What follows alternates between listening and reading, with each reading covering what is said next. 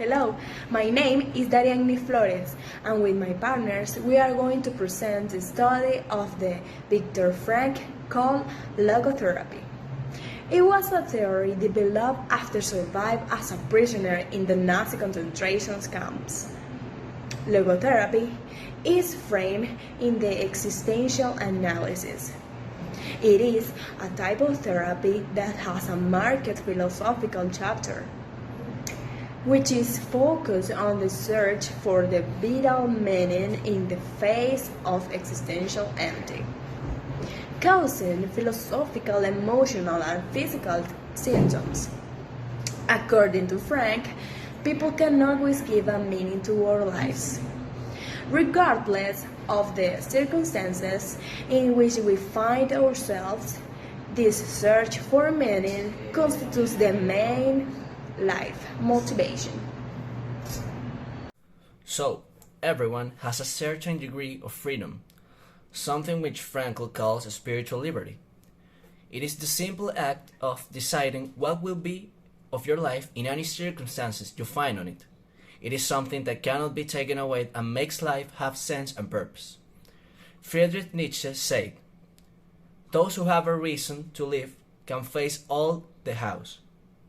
This is why we want to explain the importance of giving sense to life and in the same way giving sense to suffering by not being able to run away from it.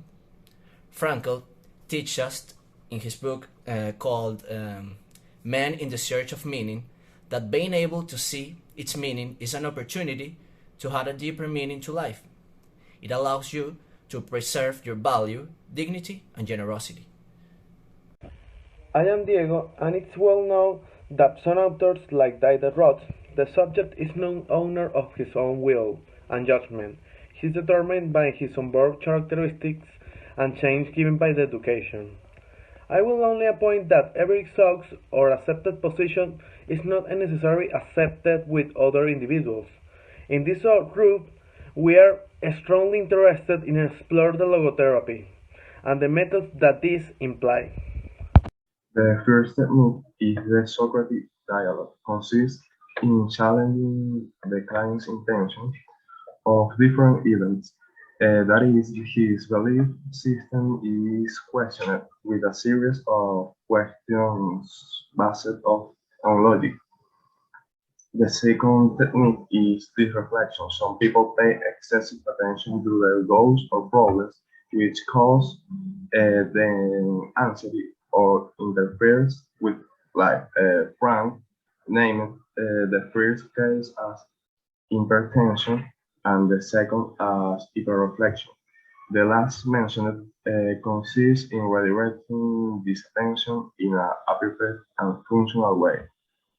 The third technique is confrontation. It consists of trying to make the consumer see the congruence and inadequacy of certain behaviors and attitudes so they can be aware of them and modify them. The fourth and the last technique is the parachoical intention. It consists in making the client intensify his symptom in new contexts, promoting the system to lose its functionality.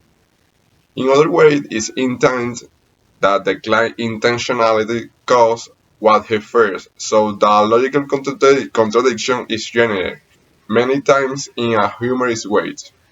It's really interesting these studies about what Mr. Frank did. He showed us that the man needs to take advantage of an opportunity or lever pass. And this can lead him to take a victory about difficult decisions. And he only needs to choose if he deserves the suffering that this situation gives. We have about understand aspects so clearly, like the meaning of life, from every individual, looks like an impossible task.